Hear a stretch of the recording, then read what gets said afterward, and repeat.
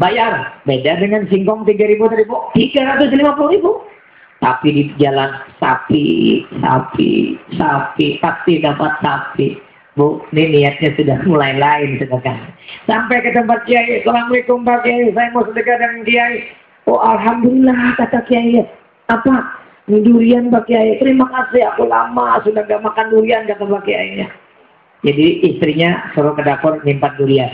Kembali lagi istrinya, istriku yang kita miliki selain durian apa di dapur? Singkong Pak Kiai. Ya udah kasihkan muridku ini singkong. Apa Bu? Dari kesimpulan cerita ini, yang pertama kalau mau sedekah itu ikhlas. Kalau sedekah kita ikhlas, Bu, wa yarzuqhu min haitsu la yahtasib. Diberi rezeki oleh Allah melalui jalan yang tidak disangka-sangka.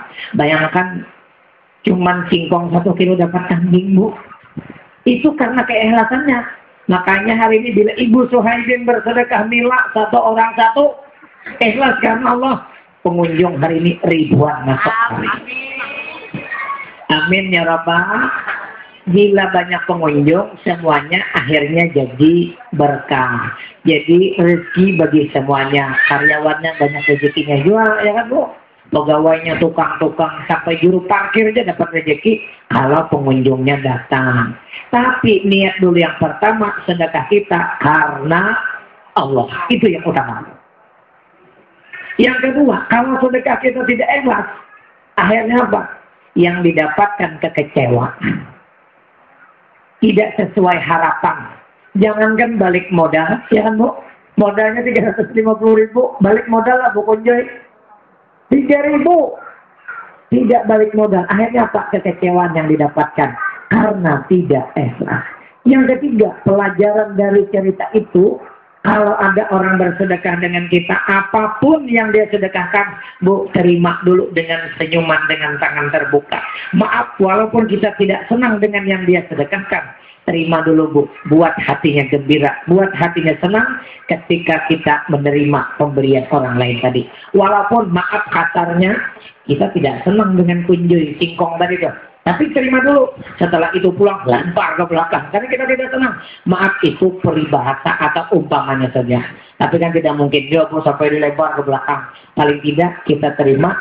Karena kita tidak senang, kita kasihkan lagi dengan yang lain. Tapi jangan ditolak dengan bahasa, aduh maaf ya, aku nih nggak doyan singkong, kasihkan yang lain aja. Apa yang terjadi Bu? Kecewa. Yang kedua, orang yang itu yang ngasih, nanti aku nggak akan ngasih lagi apapun katanya. Kenapa? Ditolak pemberiannya. Yang ketiga, yang keempat, hikmah dari cerita tadi, kalau ada orang bersedekah dengan kita, usahakan kita balas juga dengan sedekah. Walaupun tidak sama bandingan nilainya dengan yang dia sedekahkan. Ibu usahakan minimal senyum dengan mereka, itu juga sudah sedekah. Jangan sampai sudah nerimanya tangan kayak ini, muka dipaling ke belakang. Ya Allah. Ada nggak yang kayak gitu di sini Bu? Nggak ada. Yang ada di negeri antah berantah sana Bu. Di sini alhamdulillah, insya Allah tidak. Ibu sekalian, yang ketiga, bulan Ramadan itu melatih mendidik kita tentang kedisiplinan. Disiplin Bu. Disiplin apa? Disiplin makan, sahur, imsak. Apa yang terjadi Bu? Berhentilah makan dan minum. Disiplin. Boleh nggak Ibu tengah hari makan duluan, lalu disambung lagi? Boleh nggak Bu? Itu anak-anak Bu, latihan. Saya buka dulu pulang jam 12. Ayo ya, tapi disambung lagi kata ibu. Tuh puasa anak-anak. Kalau panjenengan kayak itu berarti dia sama kayak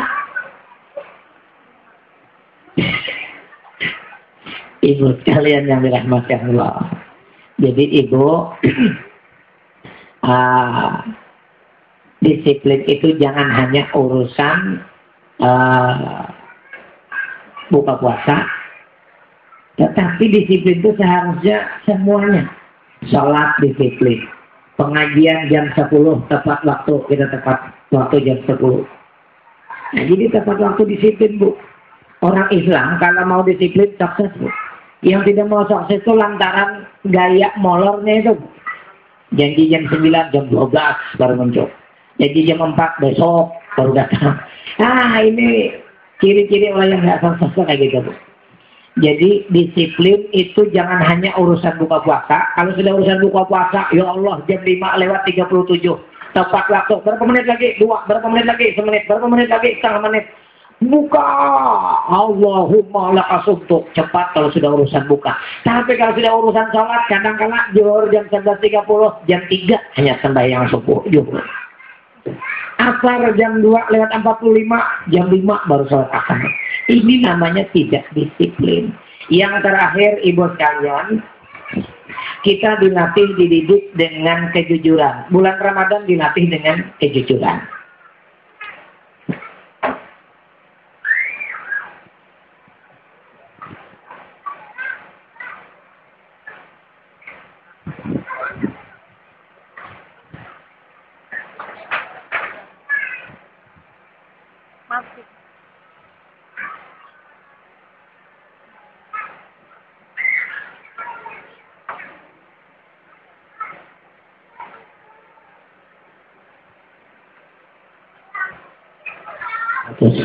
Ya. Kita lanjut ya. Jadi yang terakhir atau yang keempat, kita dilatih dengan kejujuran, Bu. Bulan Ramadan, siapa saja bisa, Bu, berlaku curang, tidak jujur. Misalnya, ibu masuk kamar, kunci pintu dari dalam, makan korma sekilo, keluar dari kamar gaya letoy. Bisa, Bu? Karena korma itu tidak ada baunya, Bu. Makanya kita makan korma tidak ketahuan belum puasa. Tapi siapa, Bu, yang tahu, Bu? Siapa yang lihat? Allah Subhanahu wa Ta'ala. Jadi kita dilatih kejujuran. Tujuan dari pembelajaran pendidikan, pembinaan mental, fisik di bulan Ramadan adalah supaya kita menjadi hamba yang bertakwa kepada Allah Subhanahu wa Ta'ala. Ibu sekalian, siapa mereka yang bertakwa? Mereka yang bertakwa itu adalah orang yang pertama merasa diawasi oleh Allah. Kalau kita di mana saja berada, merasa diawasi Allah, itu orang bertakwa. Tapi kalau kita tidak pernah merasa diawasi Allah, akhirnya apa yang terjadi, Bu? Ada uang masuk. Ada ini masuk. Karena apa? Karena tidak merasa diawasi Allah. Karena dia hanya merasa diawasi manusia. Kalau hanya merasa diawasi manusia, bisa diakali. Ya, Bu? Terjadilah korup dan lain sebagainya. Yang kedua, orang yang bertakwa itu cirinya lapang dada. Tidak ada lagi status di Facebook, tidak ada lagi status di BBM, tidak ada lagi status di Twitter. Bunyinya ate tayut. Apa Bu ate tayut? Ate tayut. Biar panjang kalimatnya. Sakit perut tuh, Bu. Disingkat ate tayut. Jadi tidak ada lagi gelisah, tidak ada lagi stres. Walaupun hidup kita ini memang penuh dengan masalah, tapi kita hadapi dengan kekuatan mental, seraya bertawakal, berusaha kepada Allah Subhanahu wa Ta'ala. Yang ketiga, orang yang bertakwa itu cirinya berinfak di jalan Allah. Bila senang bersedekah, senang membantu orang, itu ciri-ciri orang bertakwa. Kalau dia kecil, bakhil, pangasip, engken, merajuk, gak ada titik baru digenggam, mati. Itu ciri orang bukan yang bertakwa. Ya kan, Bu? Ada di sini mati, Bu? Nggak ada ya? Ada yang bakhil? Nggak ada. Itu cuma di negeri antar berata. Maaf, Bu. Ini nggak ada. Alhamdulillah kita nggak ada. Minimal, Bu, sedekah senyum. Jangan sampai senyum aja pelit. Kalau orang itu mukanya selalu cemberut, masam, cepat mati. Kenapa cepat mati? Karena ini urat-urat sarafnya kencang, akhirnya ini tegang, dan akhirnya saraf stres, stroke, mati saya.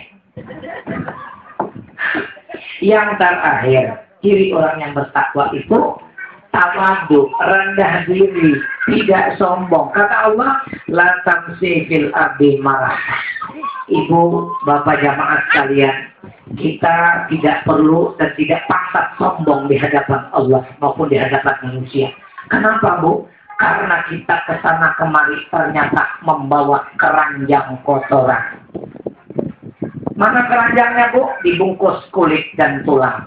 Isinya di mana Bu? Di dalam.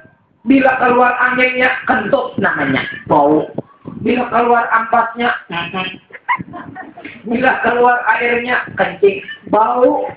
Ayo pantaslah Bu kita sombong. Ternyata kita dengan bangga pakai baju yang bagus, pakai baju kelelawar, pakai jilbab ninja segala macam. Ternyata dalam perut kita membawa kotoran ke sana kemari. Pantaslah Bu pertanyaannya kita sombong? Tidak pantas. Ternyata kita bukan orang yang hebat. Ternyata ada yang paling hebat. Siapa Bu? Allah Subhanahu wa Ta'ala. Ibu, Bapak, hadirin sekalian yang dirahmati Allah.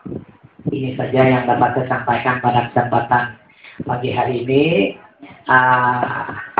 Kita akhiri dengan pembacaan doa. Mudah-mudahan apa yang Ibu hajatkan, apa yang Ibu inginkan, dikabulkan oleh Allah Subhanahu wa Ta'ala. Bagi yang punya usaha, dimajukan lagi usahanya. Bagi yang punya urusan, mudah-mudahan dimudahkan oleh Allah urusannya.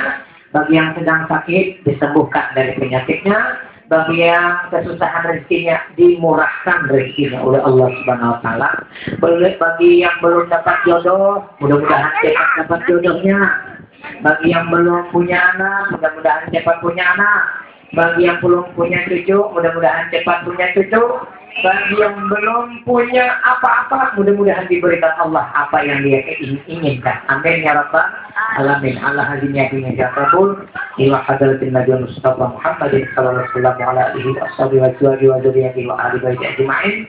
Syari'u lillahumul Fatihah. A'udzu billahi minasyaitonir rajim. Bismillahirrahmanirrahim. Alhamdulillahirabbil alamin. Ar-Rahmanir Rahim. Alhamdulillah iyyaka na'budu wa iyyaka nasta'in. Shiratal ladzina an'amta 'alaihim ghairil maghdubi 'alaihim waladdallin. Amin. Amin ya Allah. Bismillahirrahmanirrahim. Alhamdulillahirabbil alamin. Assalatu wassalamu ala asyrafil anbiya'i wal mursalin sayyidina wa maulana Muhammadin wa ala alihi washabbihi ajma'in. Allahumma innaka hadana bi hadzal majlis istighfar mardatika wa syafaati nabiyina Muhammadin sallallahu alaihi wasallam. Allahumma la tad'a lana dhanban illa ghafartah wa la 'aiban illa satarta wa la hamman illa farajtah wa la darban illa kashafta wa la daynan illa qadaita wa la 'aduwan illa khazalta wa la faqiran illa ghnaita wa la hajatan min hawaiji dunya wal akhirah ya la taridan illa qadaita ya arhamar rahimin. Wa sallallahu ala sayyidina wa maulana Muhammad wa ala alihi wasallam. Alhamdulillahi rabbil alamin. Subhanakallahumma wa bihamdika asyhadu an la ilaha illa anta astaghfiruka wa atubu ilaik. Taqabbalallahu minkum minna wa minkum taqabbal ya karim. Assalamualaikum warahmatullahi wabarakatuh.